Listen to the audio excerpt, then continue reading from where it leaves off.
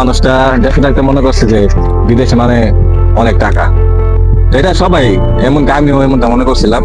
এটা সবাই দেশে থাকতে মনে করে যে বিদেশে গেলে টাকা কামাতে পারবে, বড়লোক হবে। বিদেশে আসলে অনেক কিছু মুখোমুখি হতে হয়। দেখেন ভাইয়াটা মনে করেন যে ঠিকভাবে কথা বলতে পারতেছে না, এতটা টেনশনে আছে। হ্যালো, আসসালামু আলাইকুম আমার প্রাণপ্রিয় ও কলিজার ভাই বোন ও বন্ধুরা। তো ঈদের কারণে কাজের চাপে আমি ভিডিও বানাতে পারিনি। অনেকদিন পর আপনার মাঝে আবার আসলাম।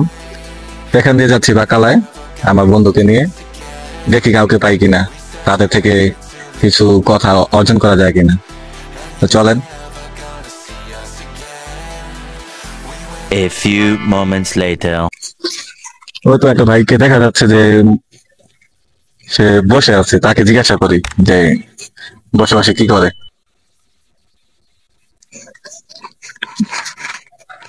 আসসালামু আলাইকুম ভাই, কেমন আছেন? আপনি কেমন আছেন? এই তো আলহামদুলিল্লাহ ভালো। তো ভাইয়া এই আমরা একটু বাকালা যাচ্ছিলাম, দেখলাম আপনি বসে আছেন, আমরা আবার ভিডিও বানাই, তো ভাবলাম ভাইয়ার একটা একটু কথা বলি। বলেন। আপনার সমস্যা নেই তো? না না, সমস্যা নেই। তো বাসা কোথায় ভাইয়া? এই সামনে বাসা, দেশের বাড়ি খুলনা। খুলনা। জি। তো ভাই আপনি বিদেশে আসছেন কত বছর হলো? এই বিদেশে আইছি 1 মাস হয়েছে আইছি। নতুন আসছেন? হ্যাঁ, নতুন আইছি। তো কাজের কি অবস্থা? কাজে এখনো কোনো ভাব হয় নাই, 1 মাস ধরে আইছি তো। তো ভাইয়া কেন কাজে যান না জানতে পারি? হ্যাঁ, ওই দালালের মাধ্যমে টাকা দিছিল, সে এজেন্ট গেছে, মারা গেছে। তা মারা গেলে আবার তার পার্টনার আছে, সে পার্টনারে আবার আমাকে একটু বেজালে বাঁধাইছে। এখন সৌদি এয়ারপোর্টে আইছি। এখন আসলি, এখন যে মারা গেছে তার যে পার্টনার, ওই পার্টনারে একটু বেজাল বাঁধাইছে। তো বেজাল বাঁধালে এখন ওনার যে পার্টনার আমাকে সৌদি যে এয়ারপোর্টে নিতে আসবে, তা নিতে আসলে যে নিতে আসেনি। এখন এরকম বসে রয়েছি। তারপরে মেলা মানে 12টা 1টার দিকে মানে আমাকে নিতে আইছে। নিতে আসলি তারপরে ওনার ধারে আমরা রয়েছি। রোয়ার পরে এবার টাকা পয়সা দিচ্ছে না, টাকা পয়সা না দিল কাজকর্ম হচ্ছে না। মানে সে তো আজকে কালকে অসদি করছে, বলিও হচ্ছে না। 1 মাস বসে রয়েছি, এখন কি করবো? তো মানে এখন আপনার কত টাকা খরচ পড়ছে যে এখানে ডালা গাছ কত দিছিলেন? দালালে দিছিলাম 5 লাখ। 5 লাখ টাকা? জি, 5 লাখ দিছিলাম।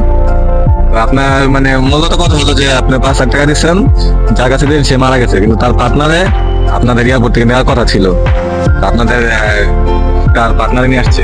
হ্যাঁ, তার পার্টনারে নিয়ে আইছে আমাকে। এখন কাজ বোঝা দিতেছে না, কোনো কাজও দিচ্ছে না। এখন কি করবেন? মানে সে তারা কি বলে আপনার তারা তো করছে আজকে কালকে দিব টাকা, দিলি তো কাজ ধরা দেবে কোম্পানিতে। তা এখন তো আসছে না, কি করবো? এখন তো চিন্তা ভাবনা নিচে দেশে যাওয়ার জন্য। এখন মানে ডিসিশন দিয়েছেন দেশে চলে যাবেন। তো তাদেরকে বলেন না যে 1 মাস হয়ে গেল, আপনারা তো এখন বলতেছেন যে কাজ দিবেন দিবেন দিবেন, কিন্তু 1 মাস পার হয়ে গেল এখনো কাজ দিতেছেন না। তাকে তো বলতেছি, ডেলি ফোন দিচ্ছি, কসে তাকে তো কসে দেবো দেবো দেবো, সে কয়েই যাচ্ছে। তাহলে আমরা কি করবো? এই ফেলে বসে তা কয়দিন থাকবো? থার জায়গা নাই না, কি করবো? এই যে 5 লাখ টাকা দিয়ে আসছেন, এগুলা কি মানে আপনার জমানো টাকা নাকি ঋণ করে আসছেন? এই দিন করে আইছি, এই সমিতিতে আনছি। ওই তো ভাই আমি যেটা বলতে চাই যে আপনি 5 লাখ টাকা ঋণ করে আসছেন, তো এই দেশে যে চলে যাবেন ডিসিশন নিয়েছেন, এটা কিন্তু আপনার সঠিক ডিসিশন না। এই 5 লাখ আপনি দেশে চলে গেলেন, তখন আপনি এই ঋণগুলো কিভাবে মানে পরিশোধ করবেন? এটা ভেবে দেখছেন? দেশে তার আপনার সমাধান হবে না। সমাধান তো দেশে যা চিন্তা ভাবনা তো নিয়েছিলাম, দেখি কি করা যায় এখন। আপনি একটা জিনিসকে আপনি টেনশন করেন না। প্রবাস জীবনটা ভাই অনেক কষ্টের। এমন অনেক অনেক মানুষ আইসা মনে করেন যে মুখোমুখি হইতেছে। দেশের মানুষ মনে করে যে বিদেশে গেলেই মানে টাকা ইনকাম করতে পারবে। তো এই যে এখন আসছেন, আপনিও তো হয়তো দেশে থেকে বুঝছিলেন যে বিদেশে গেলে আমি টাকা ইনকাম করবো, হ্যাঁ? জি। এখন তো দেখতেছেন যে না, বিদেশে অনেক কষ্ট। বিদেশে তো অনেক কষ্টের, দেশে ছিলাম বুঝেছি বিদেশে টাকার মেশিন। মানে বিদেশে আইসাই তো বুঝলাম মানে কি অবস্থা, কি দেখি তা তো বুঝলাম। এখন কি করবো? আমি যেটা বলতে চাই যে আপনি টেনশন করেন না, আমরা দেখছি যে আপনার জন্য কিছু করা যায় কিনা, ঠিক আছে? আমরা তো এখানে অনেক পুরাতন, মোটামুটি এখানে পরিস্থিতি বুঝি। আপনি টেনশন করেন না, আমি আমার নাম্বার আপনাকে দিতে চাচ্ছি, আপনি আমার যোগাযোগ করেন।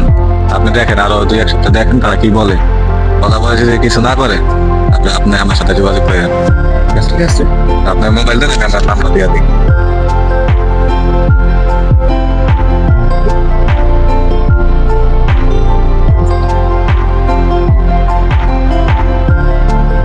এটা হচ্ছে আমার নাম্বার, ঠিক আছে? যদি তারা কোনো মানে কাজে না লাগায় আপনি আমার সাথে যোগাযোগ করবেন। আর আমি ভাই হিসাবে, আপনি যেহেতু বিপদে পড়ছেন, আপনিও দেশি আমিও দেশি, বিপদে পড়ছেন, আমি চেষ্টা করবো আপনাকে কতটুকু উপকার করা যায়। ঠিক আছে। তো দর্শক দেখেন আপনারা যে এই মানুষটা দেশে থাকতে মনে করছে যে বিদেশে মানে অনেক টাকা। তো এটা সবাই, এমনকি আমিও এমনটা মনে করছিলাম, এটা সবাই দেশে থাকতে মনে করে যে বিদেশে গেলে টাকা কামাতে পারবে, বড়লোক হবে।